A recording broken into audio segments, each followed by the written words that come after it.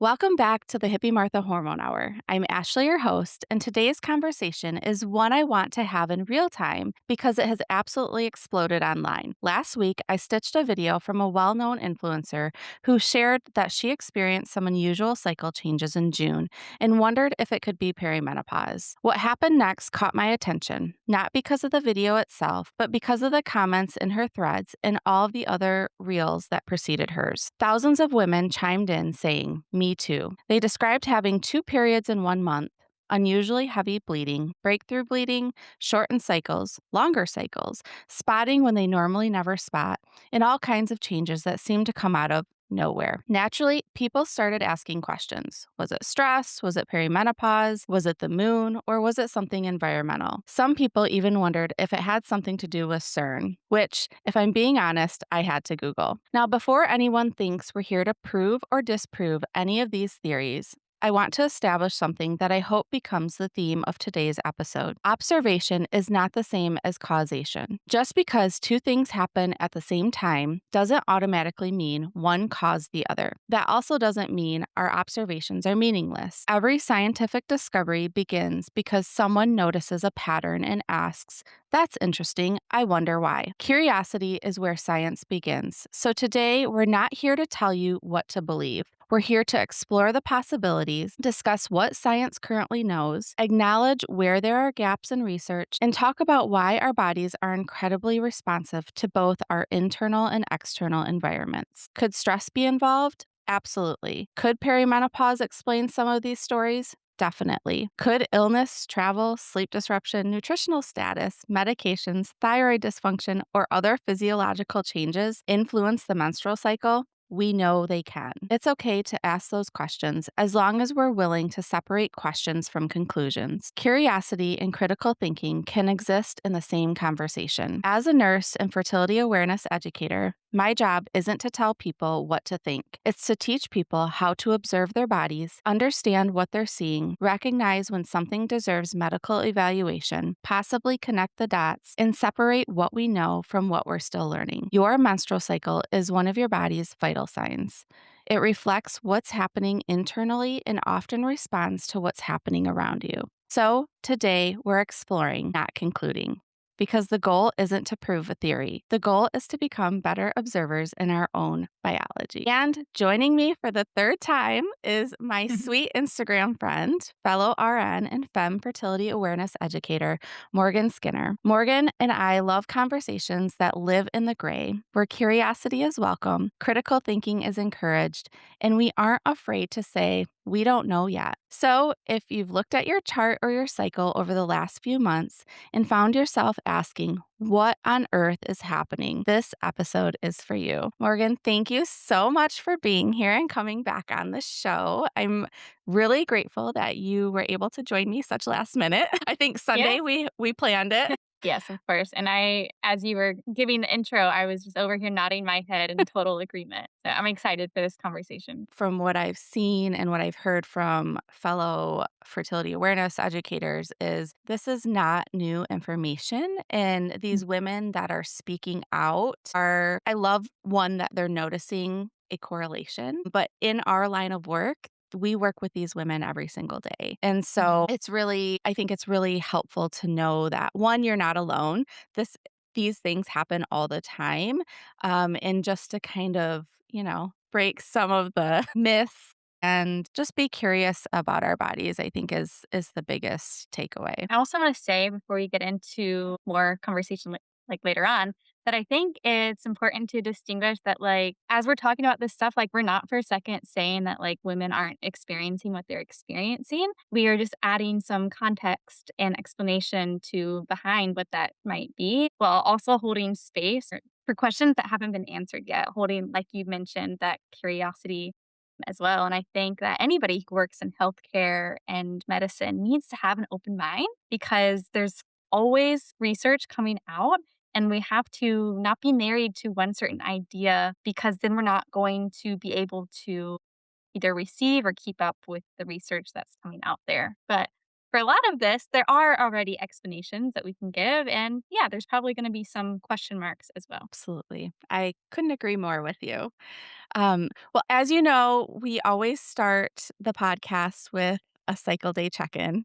So, would you like to give your, I know you gave it to me earlier, but would you like to give the audience your cycle day check in? Yes, I'm in my ovulatory phase. I'm on cycle day 14. I'm not ovulating. I am like in my ovulatory phase, but today is not my ovulation day.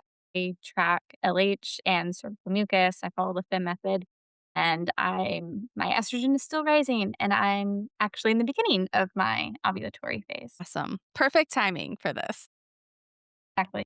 And I am in my post ovulatory phase, but still early luteal phase. So I have some energy still. So I'm looking forward. Usually it always lands either on my period or late luteal. So I'm happy that you guys are getting a little bit more oomph from me this time.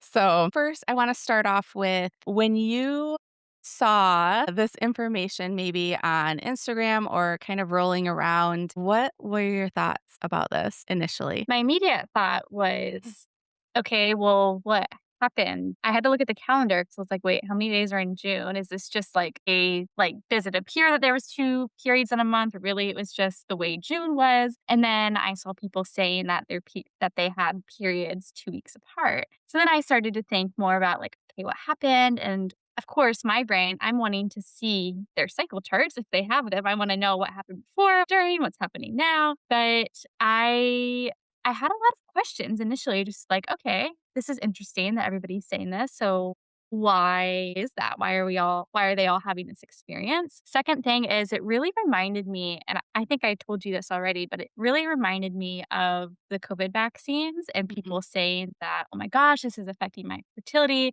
And then people are, I think it was like, actually don't remember who felt like the first response, but doctors started to say, no, it doesn't affect your fertility. So now you have this almost debate or disagreement where women were rightfully so quite angry that their very real experience was being dismissed and felt like two people weren't hearing each other. So then I started to think like, okay, I wonder like we all need to have a conversation together and I want to understand how do you define period and because sometimes it can be as simple as a coming to the conversation with different definitions of similar terms. And so we're not actually talking about the same thing. And that makes it really hard to have a conversation about these things. So my initial reaction was I just had a lot of questions. Yeah, definitely. I jumped right in. It was like, yeah, you like physically cannot have 2 periods. And then I was like, okay, let's back up because you can have 2 periods in 1 month if it's like bookend, right? So Hmm. maybe like June 1st and then June 30th. Yeah, of course you can do that. Like you said, a lot of these women were saying no, it was like, 2 weeks apart. And my initial thing was like the follicle can't even develop and ovulate within that time period. And then you get progesterone. So I'm like, that bleed is coming from somewhere else. So I'm reaction person. That's why I love having you on here because you're like, no, let's slow it down. Like, let's ask the questions. And usually I'm like, no, let's jump right in, right? But what also came to my attention was the internal and external influences as well. So I know when I work with clients, a lot of times I'm like, well, let's look at 3 months prior. Like what happened 3 months prior in your life? And for me, I know like looking back, I'm like, it was like May, December in like spring sports. And I was very stressed, probably wasn't getting great sleep and like all of these things. And I think people tend to not realize that this can have an effect like in our future self. So, do you want to talk about like maybe some internal and external influences that can affect the menstrual cycle? Oh gosh, yeah, I feel like okay, I think the most important thing for anybody to know about the cycle is that it is dynamic. Like it is not 28 days as a rule. Ovulation doesn't happen on 14 days as a rule. There's so much I can say there, but I think like that is just the most important thing. And so going off of that, the body responds to everything. And I make this comparison to other vital signs like your heart rate. When you exercise, your heart rate's going to increase. When you're asleep, your heart rate's going to decrease because you're alive, you're not a robot, and Right. your body responds to your environment. And I think that the way we've talked as public about menstrual cycle has done a disservice for women to think that the menstrual cycle is just 28 days. It's convenient as an example, but it's not the rule. And so something that falls outside of 28 days isn't automatically wrong. And I think sometimes people forget that it's normal for there to be some variation. And then even when I say normal, there's nuance to that too. Sometimes that doesn't mean like, oh, this is perfectly healthy. Sometimes normal means, oh, there's an explanation for that. Just like having a headache isn't normal, but there's an explanation for why you have a headache sometimes. Right. My mind goes to health conditions, it goes towards stress, it goes towards hormones, it goes to nutrition, things that are happening literally within the body, things that you can't see, like the chemical reactions, and then external, thinking about the environment, the temperature, your travel. I would put medication as an external thing because it's Yeah. something you are consuming. It's not literally coming from your body. So there's just so many things that are going to impact the menstrual cycle. And I guess a place to start is that the menstrual cycle is this complex process that is orchestrated between the brain and the ovaries. And I think that is like an entry point for people that know nothing about the menstrual cycle to start to understand, like, okay, so we know the brain kind of governs a lot of things in the body. So if we think about that, yes, it makes sense that the whole world around us is going to Right. affect the menstrual cycle. Like, it's really hard to just talk about one thing. It's like literally everything can affect Yeah. the menstrual cycle. It's true. It's such a downstream effect. Like if you're downstream, the menstrual cycle is like the last to be affected, but it's the one that you typically notice the most, right? Like if you are on any exogenous hormones or anything like that. I think, and that's a whole nother story that we're gonna talk about later because a lot of people, I think, are confused about birth control and what it does to our body. And of course, there's different types of birth control that influence our body from different perspectives. So, understanding and being body aware and body literate to those exposures, whether it's sleep or, maybe blood sugar imbalance, or maybe it is like a time of change. So, like maybe you are postpartum or perimenopause. Of course, that's going to have an effect on your body system and your menstrual cycle. So, realizing that so many things that can affect it, that Mhm. that can kind of give you a little bit more perspective into your own cycle. So, I took some Instagram comments to read. I kind of went through them. There were thousands of Instagram Wow. comments, and so I copied and pasted, I don't know, maybe like 10, I think, roughly 10.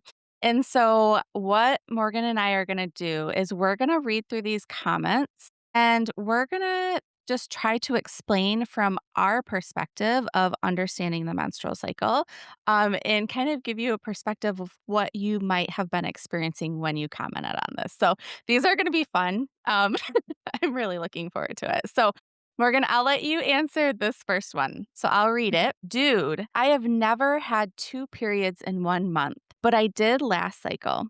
June 23rd, 5 day regular period. Then again, July 4th through the 3rd, which was a pretty heavy period. What the heck? Yeah, I mean, this one, like, okay, there are so many ways or directions my brain goes for this. My first thought when I'm thinking about this is I'm trying to picture this on a cycle chart.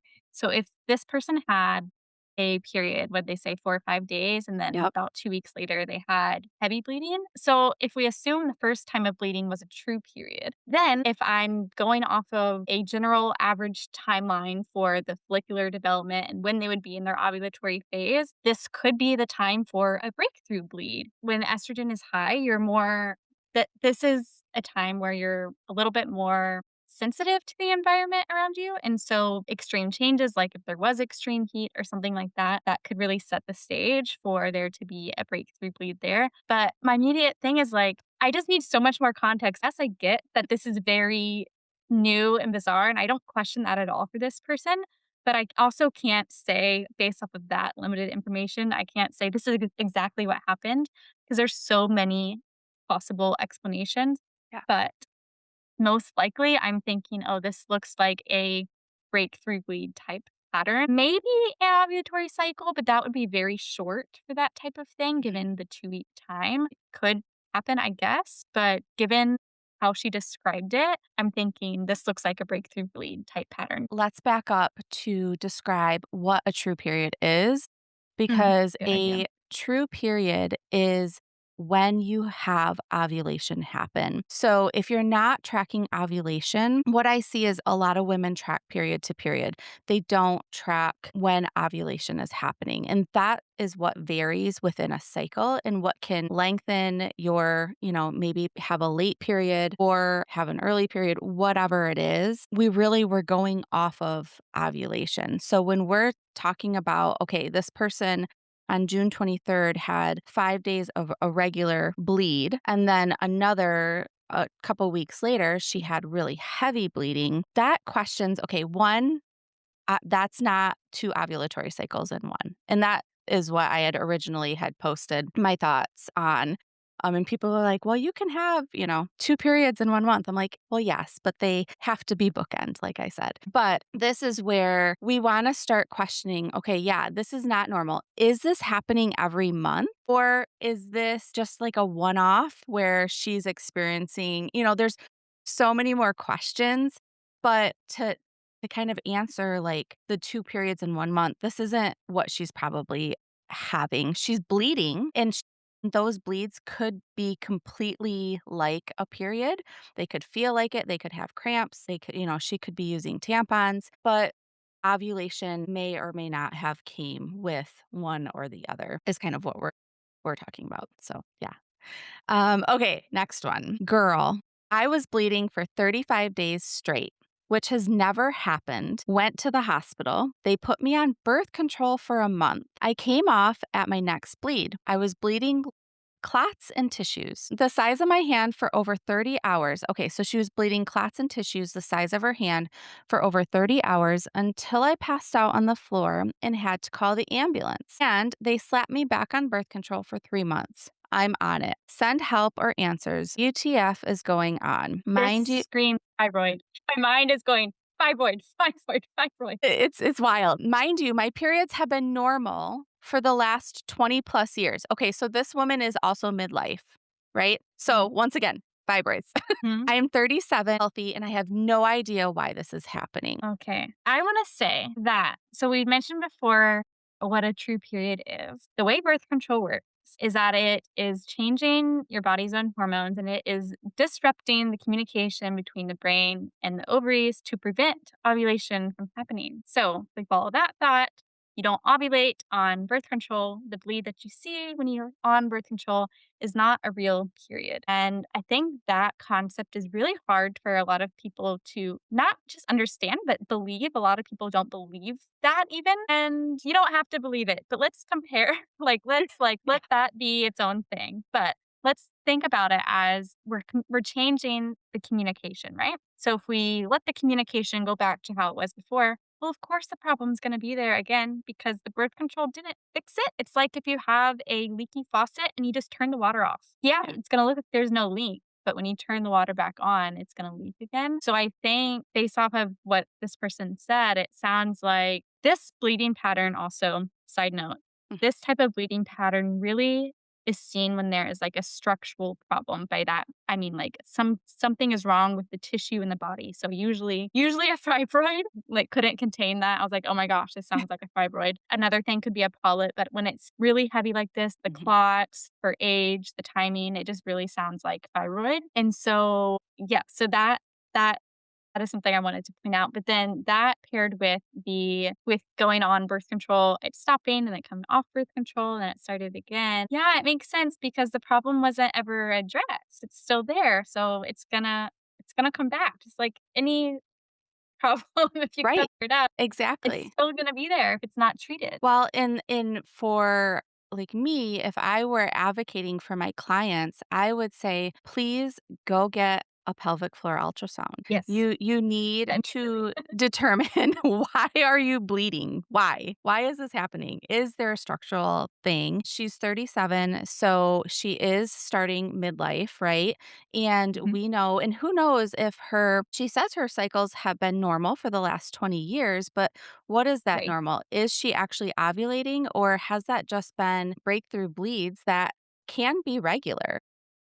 Ha That detail also really quick, that detail also kinda supports the idea that it could be a fibroid, and so Correct. these are good things to keep in mind, like, people that are listening for, like, when you're looking at your own body and your own signs, like, when the timing of when a symptom shows up is really important for the overall context, because if this was endometriosis, the pattern would be very different. It wouldn't be 20 years of normal, so this fits more with something like a structural problem, like a Yes, fibroid. 100%. And I know, um, a lot of women will come I mean, and it could be, like adenomyosis or something like that, but usually, like Morgan said, these things happen when it's all of a sudden. That is I mean, that's a big red flag. Like, I'm like the red flag guy running around like, "You need a pelvic ultrasound." So, yeah, hopefully she can get some help and answers on this, but yeah, I would say that explains it, and who knows, maybe the Earth and the moon and everything kind of triggered these things, but this happens all the time in people, right? Like, it's not the fact that it lined up with other people. I mean, there's millions, billions of women in the world, and so, of course, you're gonna line up or sync up somehow with those people or some people at some point in your life, so okay, I love we'll move on. That was a great one. This happened to me. 2 full periods in June, only 2 weeks apart. First time in 38 years to have this. So, not a whole lot of context, but I Right. think I just wanted to say that a lot of people are experiencing these bleeds that they're calling periods. We don't know if ovulation happened. And all of a sudden, and this could be a complete one off, it could be a continued thing. For me, if it was just like a one-time thing where I was like, "Oh, that was a really strange cycle," and then it never happened again, I probably wouldn't explore, like, what happened. I would just say chalk it up to, well, it was probably just some occurrence. Maybe I had a friable cervix, maybe I had a little polyp that burst or whatever, and then just move on. Obviously getting care, yearly as needed. But yeah, what are your thoughts? I feel like a Yeah. lot of these women too are midlife, like they're heading into their midlife years. Yeah. Following that thought, I think something that isn't it's not really taught, it's not really talked about, is that it's normal for the cycle to be abnormal at certain times of the reproductive life. So, the beginning, when you go through puberty, it's normal for cycles to be abnormal. And at the end, when you are going through perimenopause, it is normal for cycles to be abnormal. And very common pattern for perimenopause is that cycles get shorter before they get longer. So as your point about maybe perimenopause is something to explain for people that are in like towards the later of their reproductive years, yeah, that is something to consider. And if this becomes an ongoing pattern, well, that's another tick mark towards, oh, is this the entry of perimenopause? I also want to know more about what's going on in this person's life because if this has never happened to them before and all of a sudden it's happening, well, that sounds less like a new health problem and more of like, well, what changed? Did you start a new medication? Did you go on Mhm. vacation? Or yeah, was it the heat wave? I know that's been all over the news there too. And there is a lot of validity behind that being a big stressor on the body and that changing cycles. Mhm. Myself, actually, it's interesting because it was last July that I had this happen. And I went back to my cycle chart to look at it. And it was the end of July where I had a bleed that was 2 days of heavy bleeding, 1 day of medium, and 1 day of light. And it started on day 18 of the cycle. So that would put me at 2 periods and I'm up, 18 days apart. And the bleeding started in my ovulatory phase. I had about 4 or 5 days of high fertile ovulatory fluid. What was happening? I was very stressed. I was in a hot, humid environment, and I started a new medical treatment. So there's a lot of external factors that were going on. My next cycle, was a little bit longer than normal. It was like my normal is like 27, 29 days, and this second cycle after that short one was about 33 days. And then it went back to its normal ebb and flow after that. It wasn't anything that stuck along. And so for me, looking back, I just think, okay, well, my body didn't like what happened there and it adjusted, you know? Yeah. There wasn't anything more. So for this person, yeah, I have my brain goes more towards, okay, what changed if they never had a bleeding pattern like this and they suddenly do, especially if it's a one-off thing, well, it was probably a one-off thing in their Right. life is what I think. Yeah. No, I couldn't agree more. And definitely, like I said, we're kind of just putting our 2 cents in. Like, so we're not diagnosing, we're not treating, but Right, we are advocating for these people to like if it keeps happening, you need to go get checked out. right. It's And not normal. This pattern is also not don't just accept going on birth control as treatment. it's something like this. There's Yeah. no need if it's just a one-off variation. Absolutely. And I think in defense of physicians and OBs, they I think tend to see birth control is a treatment. And also from a holistic fertility awareness perspective, we have other ways that we can help you through these instances too. Like I said, there's a lot of external and internal factors, and that's usually what we work on versus just treating it with a medication. And sometimes Yeah, you and need just those medications too. Like, I've been fully like, you need to go on this medication right now because you are hemorrhaging, right? Like, if we think of the end goal, like birth control does get a lot of hate. And I think we're coming from it as advocates of we want your reproductive system to be healthy and functioning healthy. And we don't want you to have massive problems that are being covered up because we want you to be healthy and to feel good. But if we think about like what's the end goal of hormonal birth control and why do doctors prescribe it so often, it's because there is something valuable and natural and healthy of having a regular bleed. It's good for the tissues. It's good, like to do it naturally is good for the hormones. There's a whole lot more behind it, but it's not all bad. There is some like nuggets of wisdom and truth and goodness there too. But there are other ways to regulate a cycle, and turning off the cycle is not regulating it. It's just forcing a pattern, but it's not regulating it. So I just wanted absolutely. to add that little. No, I would agree. Yes, absolutely. Okay, next one is I've always had irregular periods, but for the past few months, I've been getting them the first week of the month, and June happened. I had it the last week of the month. So this is the moon. I feel like if she had it at the beginning, so I think I said there was a full moon on it was like the end of May, like May 30th or something like that. And then there was another full moon at the end of June. So they once again, they bookend. And so um I would love to like dive into the moon. This is a good one I feel like that we can talk about the moon and how women have been menstruating with the moon since the beginning of time, I feel like. Yeah, I have a lot of What are your thoughts questions about that? questions. Like, this is where I like what I said in the beginning, curiosity is definitely here, and when I'm laughing at some of these things, it's not me making fun of them or dismissing Yes. them, it's just my reaction, and I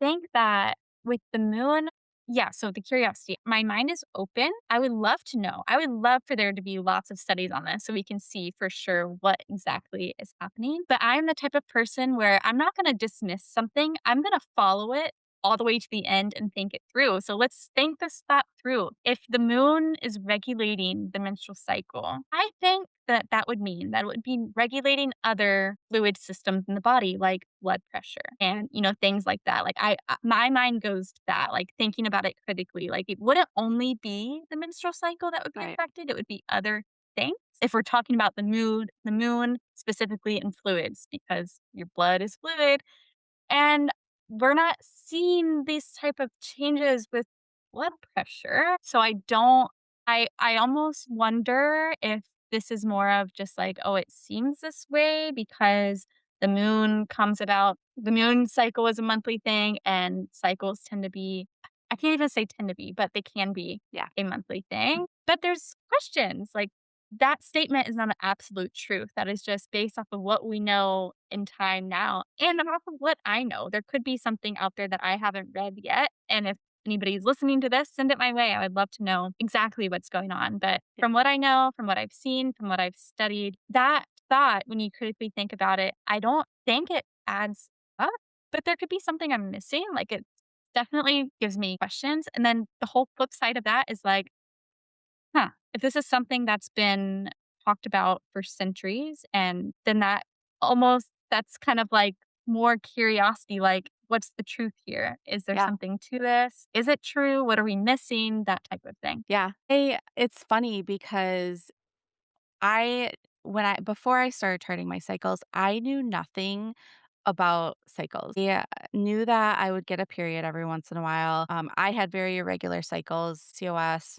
or PMOS now. I Once I started learning and then I went through my training, and all of a sudden they were talking about the moon and cycling with the moon and syncing up with the moon. And there's like the red moon and white moon cycles and all of this stuff. And a lot of people might be like, whoa, that's really woo-woo. And it kind of is, right? Like in thinking, like you said, like we don't have a lot of research on it. And if we do, it's like, do we really truly know? Like, I guess maybe it's quantum physics at some point, like the pull, the tide, the ebb and the flow. But I started noticing that I, in fact, would sync up with, I would bleed on the new moon and ovulate with the full moon. Or, yeah, that's when I first started. And now I'm kind of on the opposite. I bleed with the full moon, I ovulate with the new moon. And I find it very interesting. And I think a lot of other people that I've talked to are like, oh, yeah, I'm totally like on that cycle.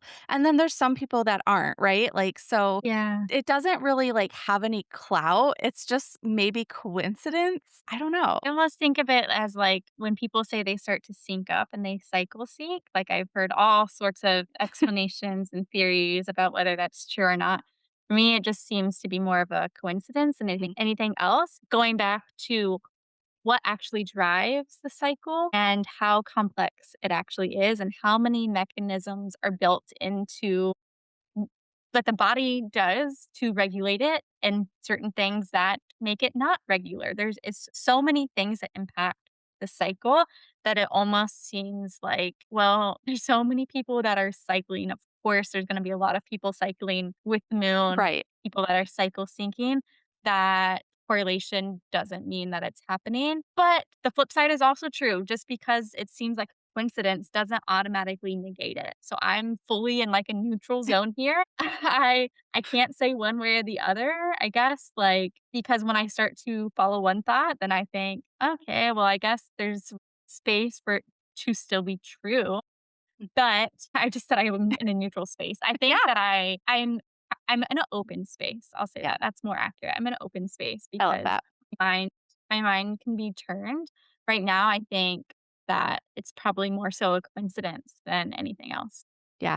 So this next one isn't really it was just kind of a statement that I found interesting. The person said, "There are billions of women on earth. Irregular periods are normal. So even a million out of 4 billion is nothing out of the normal. It's called confirmation bias. You find what you're looking for, and you don't mention the 3 billions or more other women who had regular cycles." So I found that really interesting. And I think to go off of like the moon or whatever, like you said, like syncing up and all of that. I mean, I lived in a sorority house my sophomore and junior year of college. And it seemed like all of us had our periods at the same time. I mean, it was, it's just kind of funny to think about it. And now living with my daughter too, we will randomly sync up. We both have irregular cycles. So, but there's like months where, yeah, we will sync up. And I think you kind of, like this person said, you are finding what you're looking for, right? Like you're wanting that connection with someone else to say, "Oh my gosh, this happened to me too." And I think that's the beauty of this phenomenon is that people are actually acknowledging their cycles. They're acknowledging abnormalities and they're saying, "Okay, I wanna know more. Like, I wanna learn more. Why is this happening?" And I love that for them because these are things that we should have been taught, in 6th grade, right? When we Mhm. first got our periods. And so, granted, the gym teacher who doesn't really know a whole lot about anything and just put a condom on a banana and called it good for your sex ed was all you got. And so I really encourage like people who do have kids or, young adults that you are teaching them or learning with them this information because there's a lot of us educators out there that want to share this information and teach you the right things versus things that just might not serve you as well in the long Yeah. run. Actually, I kind of felt like that comment the comment that you had read, in the context, it was a little bit dismissive, to be honest, when I heard it. I think that there is some validity, and in a way, it kind of represents the whole picture, like, people are jumping on board, this person's saying, "No, no, no, this is, like, just a coincidence," but I think I do wanna say that, like, there's space for it to be coincidence and for there to be something like, it's happening for a reason, right? There's still an explanation, even if it's coincidence. I think the comment is saying, like, it's not some bizarre thing, Right. which is probably true. I think that there still is an explanation for what's happening, and it could be multiple explanations. It doesn't mean that there's this one thing that explains why Right. all of a sudden this month people saw this change. It was probably a lot of things, and then somebody started to talk about it, and other people were like, "Oh my gosh, me too." But that doesn't mean that they experienced the change for the same reason. Correct. We're sharing multiple things that can happen within the body to change the cycle. So it's With math, could just happen to be a lot of people at the correct. same time having problems. Exactly. Exactly. I love it. Okay. This next one, June is the first time I can ever recall having my period twice in 1 month. And one of those times it lasted longer than it ever does usually. I thought it was maybe an early sign of perimenopause. What's going on? So I can take this one because we've kind of already addressed the 2 periods in 1 month thing. But Mhm. and you've already talked about perimenopause. When perimenopause happens, especially if you start charting your cycles, you're going to notice these micro changes to your cycle if you start really paying attention. And in perimenopause, what happens is your cycles start to become shorter. So your ovulation actually moves ahead. It moves towards your period more so than or like more towards like cycle day 1. So roughly the earliest ovulation can happen is roughly around 9 to 10 days. So that would be cycle day 9 or 10 because it has to develop, FSH has to be there, LH has to be there, and estrogen has to get to its certain peak. And so in perimenopause, during those earlier times, you start to notice your ovulations creeping up. So it doesn't just go from cycle day 14 ovulation to cycle day 10. It starts to move really slowly. So it's like Yeah. cycle day 14 and then cycle day, you know, 13 or 12. And then it's like, okay, I'm ovulating on cycle day 9 or 10. And then, of course, you're going to have short cycles because your luteal phase is short. That corpus luteum probably isn't fully developed. Progesterone isn't great.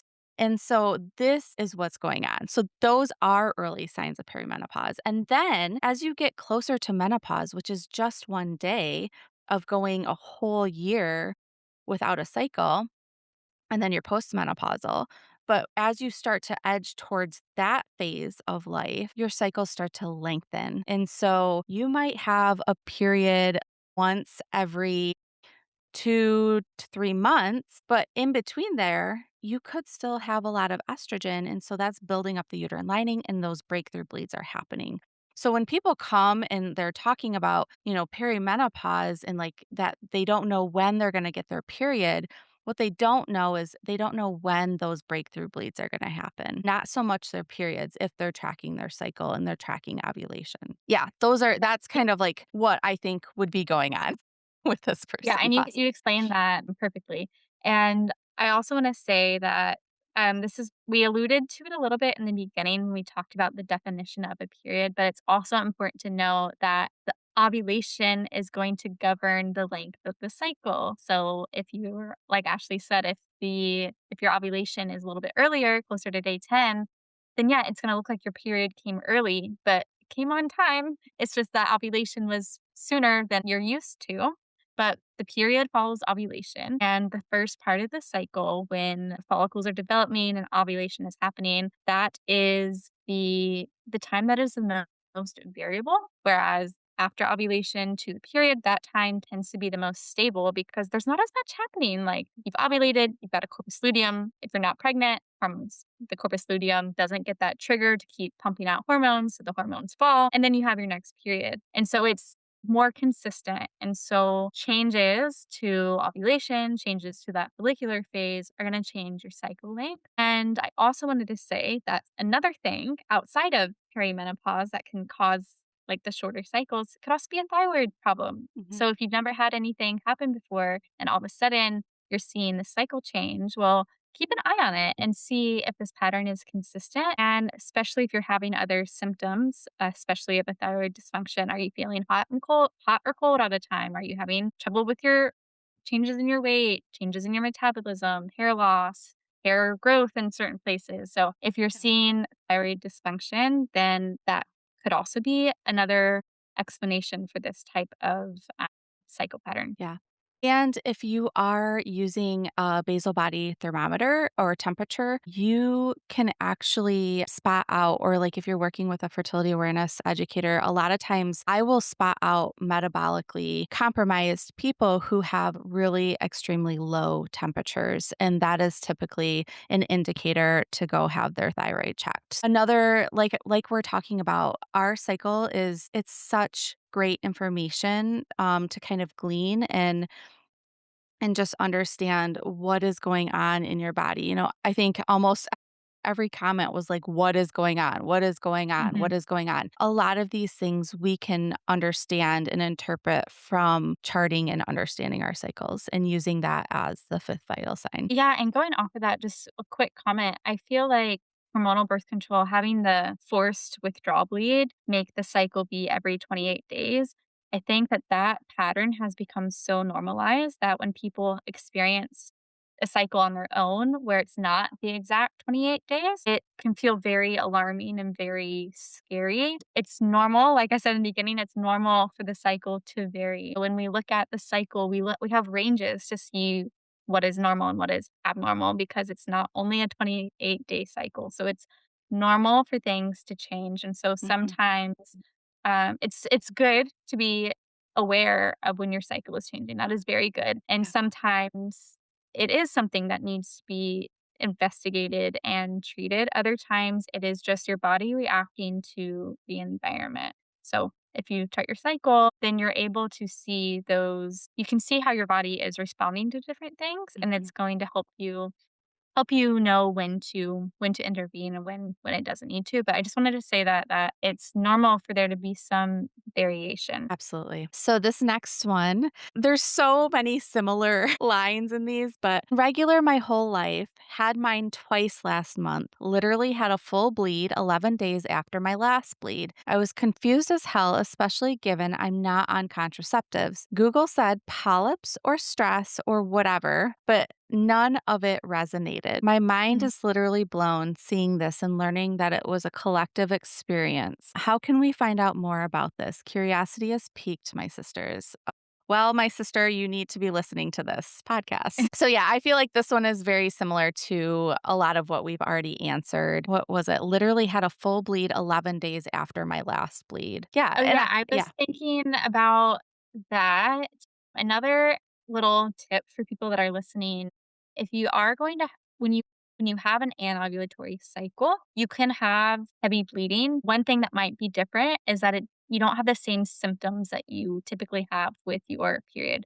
This is not gonna be an absolute, so this is just a sign that can help you distinguish the 2 is that if you tend to have very heavy periods, maybe you get like nauseous and digestive changes and a lot of period pain with your period. If you have bleeding that just shows up, That's a sign that you didn't actually ovulate because for a lot of people, those symptoms are related to prostaglandins that increase before a period. And this whole process kind of goes together with ovulation and then triggering the period. So if it's an anovulatory cycle, you could see bleeding that appears like a period based off of the amount of bleeding, the flow in the days, but it might not have the other symptoms. So that's a sign to look out for. That's a great point. It's also good to note that, you know, estrogen grow and I loved your post the other day. Oh my gosh, if you haven't checked it out, go look at Morgan's post. It was on uterine milk. I loved Oh, it. I just posted another one today because I was like, Oh, "Can you yay. explain this?" Because people are gonna think that this is fake, and they're gonna be like, "What? She has lost her mind." Posted another one. It was so good. I know. I feel Thank like you. Instagram, like, I get these ideas and I'm like, I gotta get them out. And then I'm like, I didn't explain that very well. Like, my brain was working so much more faster than my mouth was. Okay. So, our uterus, like, estrogen builds the uterine lining. And progesterone makes those cells smart. And this is where Morgan's post about uterine milk is it nourishes what estrogen grew. So it nourishes that internal lining so that it's nice and ripe and ready for an embryo if there is one to be had. And if not, then that just all sheds and goes away. Well, when we don't ovulate, that is when there's no uterine milk, right? It's just estrogen. So all of that tissue has just grown and grown and grown, and it gets to a certain diameter in our body. And our brains are so smart. Our body is so smart that our brain is going to try to reset that uterine lining. So that's where those breakthrough bleeds come in. That's kind of how I look at it, like, and how I explain it to people who are like, well, what's the difference between a breakthrough bleed and a true period? And I'm like, well, a true period, it makes that uterine lining smart because we have progesterone because we've ovulated. I love that post. Great job on that. That's why it's so important to understand what these hormones are actually doing inside of our bodies and how, and they have so many roles. It's kind of hard to like gather your mind around all the roles that these hormones and neurochemicals have and the effects that they have on basically every cell of our body. So, of course, you're going to feel off. Your experience is going to be different. Like things are going to feel different from what your normal is. But you have to kind of determine what is that normal, right? Like what do my periods look like when I do ovulate and what do they look like when it's a breakthrough bleed where I don't ovulate? Right. And I don't think we've mentioned it yet, but you only make progesterone after you ovulate because it comes from the corpus luteum, which is a temporary gland that the body makes every single cycle, which I sound like I just learned this information, but it blows my mind every single time we talk about it because it is just so like crazy and bizarre. And this is why the menstrual cycle is so energy intensive. But because of this, if you don't ovulate, that changes a lot because you don't get that hormone progesterone. I like to explain it as estrogen tells things to grow, progesterone tells things to stop. And you can also look at it as it maintains it. So like if you don't have progesterone maintaining it, well then it's gonna fall off. If we keep growing, keep growing, keep growing, at a certain point, Exactly. it's gonna come off. So there's lots of ways to explain it, but we're both talking about the same thing Mhm. when don't have both of those hormones, it changes things because we need them Absolutely. together at the right amounts, at the right time, and we don't have them. It changes the cycle. Yeah. And that's why you feel off or you feel imbalanced, right? Like a lot of people will be like, my hormones aren't balanced, but they can't describe what is wrong, right? Our adrenals do make a little bit of hormones like estrogen and progesterone, but it's not enough to sustain cellular function like bone health, bone growth, brain health, all of the things that Right. those hormones do. It's crazy the difference in having it or not having it. Let me see. Another one had two in June. My cycle average was 34 days. So freaky. The first one was lots of blood, lots of old blood. So that is spotting for 6 days. And then the second one was bright red blood for only 4 days. So your cycle doesn't start until you start bleeding, which is cycle day one. So like if you are just wearing like a panty liner and it's like brown, old, gross blood, that is still from your last cycle or your uterus hasn't gotten rid of that lining And the bright red blood is considered what I teach is considered cycle day 1. I don't know about you. Yeah, in FEMM, we pretty much the same thing, just with different words, that the first full day of flow of light, medium, or heavy is a period and period flow. If it's not that, then it would be spotting. So, like, the way I describe it is if you don't need a barrier, that is one indication, and if it's not consistent. So a light Mhm. flow is gonna be consistent throughout the day, spotting is gonna start, stop, start, stop, start, stop, and it's gonna be so minuscule that you're not gonna need, like, a pad or a Yeah. tampon because it's such a small amount, but my brain also went towards, like, Chinese medicine, which I know that you love as well, Yes. with thinking about the color of the bleed, yes, and stagnation, exactly where my brain was going, that bright red blood is a healthy color. It indicates that the womb is warm, that there's good, healthy circulation, things are well oxygenated, things are moving out. Whereas I don't think they described the color, but they said old, and so that's probably gonna be a dark color, either brown or even closer to black or really, really dark red color, and that indicates in Chinese medicine, indicates stagnation, which can be associated with cold, blood flow, lack of oxygen, those types of things. Mhm. As Yeah. A lot Chinese of medicine, I'm saying pattern. totally. Now we're in, like, a different type of system Yes, in I China. know. We have lots of knowledge in different areas, and I love that because I think it's like that's the holistic approach, right? Like Right.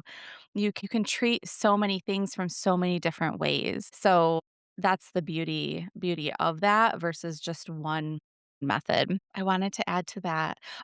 I see a lot of women who are on birth control from, like, a really long time. They have so much, like, blackness coming out, Mhm. and that's just because that whole system, like you said, has just been completely put on the back burner and not used. Yeah, just thoughts, you know? Okay, these ones are kind of I think these are yeah, these last ones. So we have 3, and they're all related to I think the last 2 are actually together. They were actually on my feed. I'm spotting in the middle of my pack. This never happens. Mhm. So she's talking about her pill pack. She's taking birth control, and she's noticing spotting within that pill pack. Do you wanna Yeah. I had a thought about this. So there's a lot of things, but just given the timing, and I'm trying to think like, "Okay, if there is, like, one explanation for this, how do we relate these together?"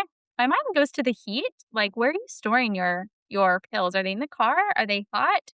Did the heat degrade them and now it's no longer, Yes. functional or working? Because then you're just so I'm getting ahead of myself to I love explain that. it. When you take hormonal birth control, the, like, placebo there's a lot of ways people talk about it, but there's, like, a sugar pill that you take that doesn't have the hormones in them, and that because you're going from hormone pill to now sugar pill, your body is experiencing a withdrawal of those hormones, which is then triggering a bleed. Uterus is shedding lining, which kind of mirrors or mimics the period. So if this person is saying they were taking their birth control and they had a bleed, then that would be indicative of a withdrawal bleed because it's yeah, that would Yeah, be the most your likely. hormones are completely dropping off, so that triggers that brain again. Yeah. It's Right. just That like would be the most yeah. likely explanation. So I'm thinking like, okay, where'd you keep your pills if they're outside or Mhm. if you're somewhere in Europe where you don't have AC and it's hot? Because I know they had the heat wave and everything. Like, even if it was, inside, but they don't have AC, did it just get too hot? Yeah. Yeah, or circadian rhythm thing, like, did they travel? Did they have they had are they taking their pills at the same time? Is this varying? Like, what Right. like, there's so many Right. different Did you variants, right? forget something? Yeah, Right. Yeah. exactly. Yeah, exactly, like, oh, maybe you skipped, like, a couple days, and then, of course, yeah, you have a withdrawal from hormones, and so when that withdrawal happens, yeah, you're probably gonna notice some spotting. I just Yeah. wanna say, when you get 2 nurses together talking about health and bodies, you're gonna hear just the way we talk about it and the way our minds work, that there is not one explanation for everything. Like, there's so many possible different things that could be going on because you're not a robot. Yes. Body doesn't follow Google, body doesn't follow a textbook, and I don't mean that in a dismissive way at Mhm. all. This is actually more of, like, I'm totally your advocate, I'm behind you, like, just because, a certain condition is supposed to look a certain way, well, the body makes its own rules. So I'm listening to you. And yeah, bodies are gonna do a lot of different things. Well, and I think as nurses too, we ask a lot of questions because Yes. we have to have all the information. We like to, I don't know about you, but I like to piece things together. I like to like go deep and be like, all right, well, why did this happen? And does this coincide with this? And then we get all of that information together. Like if you were to come to the emergency room and, you broke your arm, well, how did you break your arm? And Right. when did you break your arm? How did you fall? And this, and we're going to ask these questions. Of course, when you work with us too, the same thing's going to happen. We're going to give you a shitload of questions and you're going to be like, "Whoa, this is a lot." But Right. we need to know all the information. There's never TMI with nurses. Exactly. Yeah, sometimes I have to, like, put my filter back on. Exactly. Yeah, I have 0 filter. Okay, this is the last one because 'cause we're kinda getting towards our end of the time, but this one says, "My period was every 14 to 17 days. I'm not talking small spotting, I'm talking proper heavy bleeding that lasted a week. Then I went onto the pill and it was wonderful. It was every 28 days like clockwork for 15 years. After I came off the pill, my cycle went back to 14 to 17 days." She proceeds to then say, "I never had a breakthrough bleed while on the pill." She said, "Thankfully. When I say it was heavy, it was changing pads every 2 hours because I was bleeding through it with the exact same debilitating pain." So I think she's going back to when she wasn't on the pill. And it was not every once in a while, it was every 14 to 17 days from the ages of 13 to 24. And then I went on the pill. Yeah. My gynecologist seems to think that I just have very short cycles because when I came off the pill in 2024, it went back to 14 to 17 days, although now it is normally 14 days in length. It absolutely sucks, and it is one of the reasons that I will be having a hysterectomy later this year, which makes me really sad for her. But I understand. I get that. If you weren't given the right information in what is actually going on and explore this more, I could see how frustrating that would be. Yeah, and that amount of bleeding is insane. Yeah, it's too much. I mean, like, what does your iron look like in your Exactly, I ferritin? was thinking Like, exactly that. I was like, "Are you okay? You're not right. okay." Yeah. That is So I can totally understand why, in this instance, why you go on the pill, right? It's stopping that. It's making things more consistent for her. But yeah, go ahead. I'm not her, I don't know her history, I don't know anything about her, and so I'm in no place to say whether this was or wasn't the right call. She did what was right for her in that Mhm. moment, and I just want to talk about what the bleeding patterns indicate, and I think it just goes back to, well, it's because taking hormonal birth control shuts down the menstrual cycle, and it forces this synthetic I'm gonna say synthetic bleed, like, Mhm. obviously you're bleeding, but it's not a true menstrual cycle because the menstrual cycle, just a very short overview, the brain releases FSH, tells the follicles to grow. That triggers estrogen, which goes back to the brain to release LH, causes ovulation, corpus luteum is developed, then progesterone is made. If there's no pregnancy, corpus luteum breaks down, hormone levels drop, which sends a message back to, or sends a message for the uterine lining to slough off, and then FSH rises again. So it's this bi-directional communication between the brain and the ovaries, and the hormones in the ovaries communicate with the uterus. So they're all talking together to create this menstrual cycle. So it's this ongoing process. Hormonal birth control keeps the hormones so low that it doesn't send the message to the brain to initiate the menstrual cycle. Like to Sorry, initiate yeah. ovulation. Yeah. Initiation, yeah, Yeah. I said the wrong word, No, thank you. you're good. You're So it's not the same as a menstrual cycle on when you are actually cycling because you're not ovulating when you're taking hormonal birth control. That is how it works to prevent a pregnancy. And so if you start taking that for years and years and years, it's going to look like your cycles are normal, but you're not actually cycling. What is happening is your hormones are suppressed. And then every so often you're having this withdrawal bleed, depending on the type of hormonal birth control they were on. If they were taking like the combined pill Mhm. or whatever, then you're going to have that typical 28-day bleed. But it's not a period. This kind of comes back to the language that we use. And I really wish we had universal language we Oh could my use gosh. for Yes. for the menstrual cycle, it would be so much easier, and I think it would help everybody, to communicate better with each other, and I'm not targeting this person at all, I just mean, like, when you go to your doctor and you wanna explain what's going on and help you understand what's going on, it would just be so much easier. Yeah, so the years on the pill and then having that, like, regular bleed, it's not the same. Like we mentioned earlier, it's not the same, and so when the pill was stopped and then the bleeding pattern returned, yeah, because the initial problem that was causing it to begin with was never actually addressed. Hormonal birth control, it's not I know so many of you are gonna say, "My doctor told me that it regulated my cycle and it's regulating my hormones." Your doctor also thinks you ovulate on day 14. Your doctor also like, that's not recent, up-to-date research. We know that this is not like a set in stone process. So hormonal birth control does not regulate the cycle, it does not regulate hormones. It just it forces it to look regular, but it's not regular as in your body suddenly now is doing it right on its own. Your body's not doing it. Right, exactly.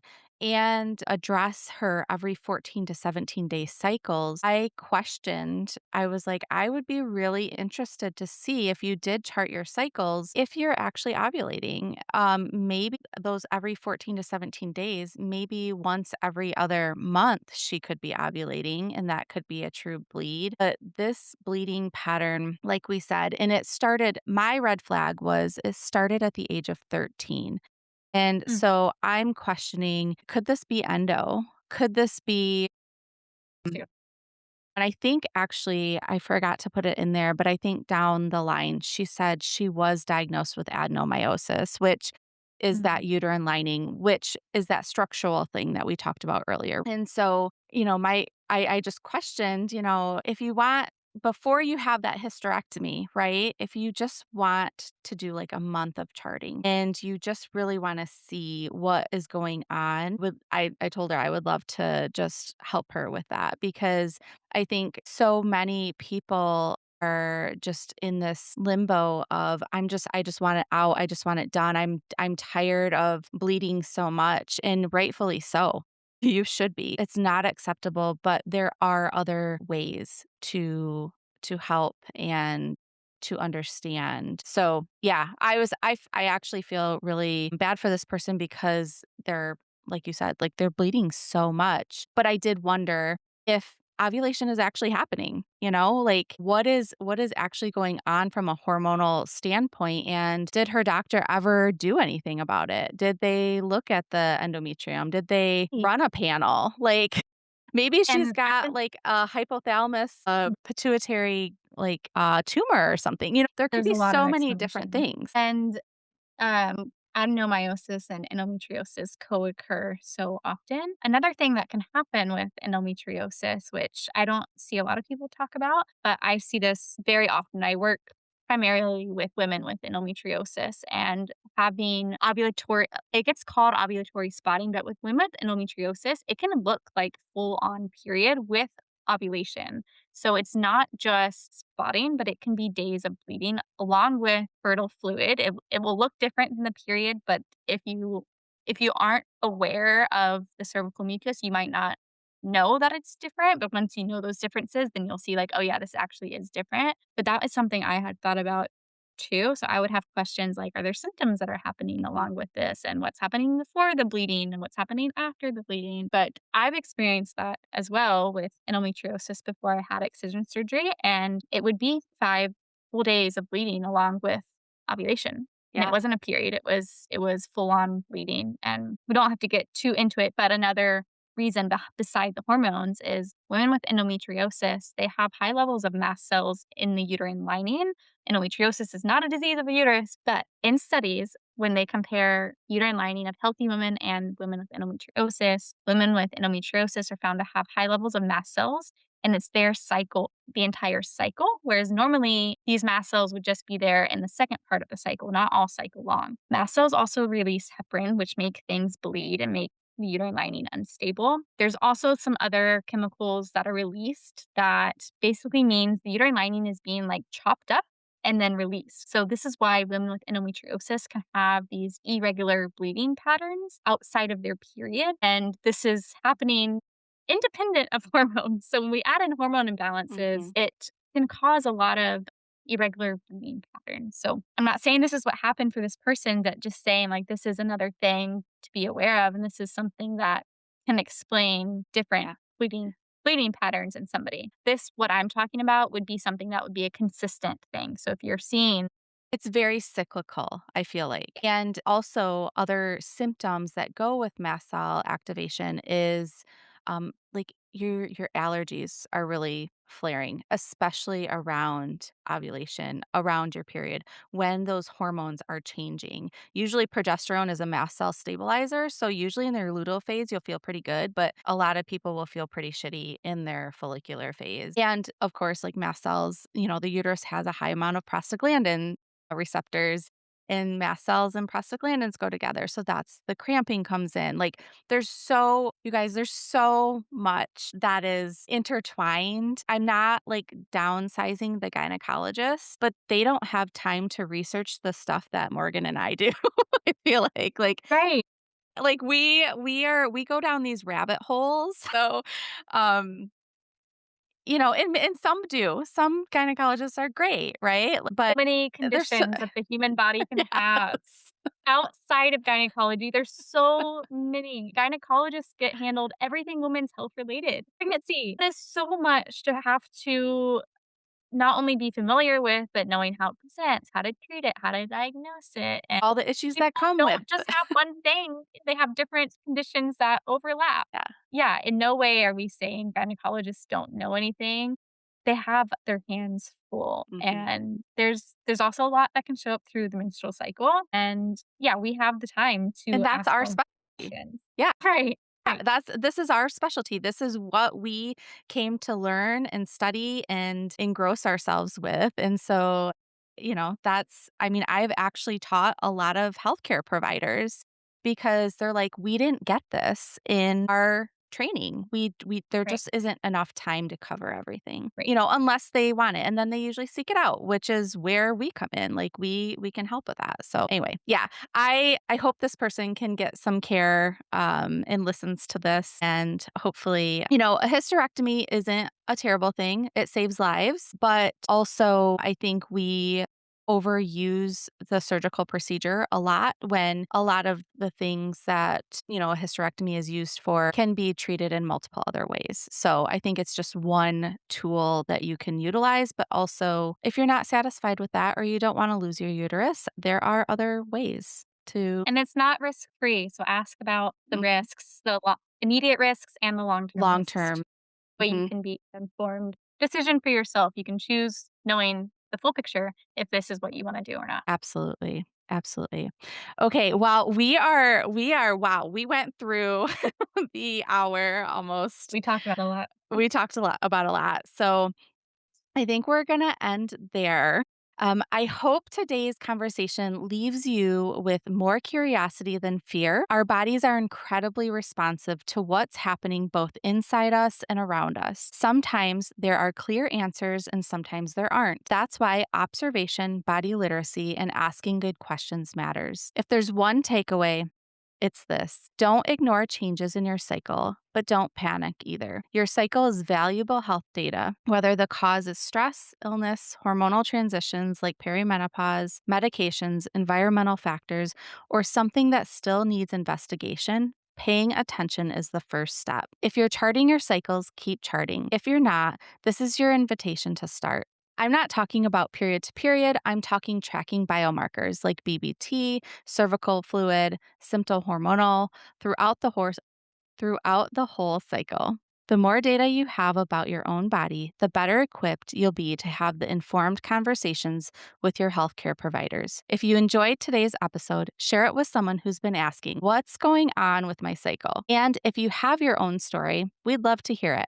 Leave a review, send us a message, or connect with us on Instagram. Until next time, remember that understanding your body isn't about fear, it's about literacy. And when women understand their bodies, they make empowered decisions and changes together. I will make sure to post Morgan and Maya's information, so if you want to get in touch with us, you can in the show notes. Thank you so much for listening. Bye.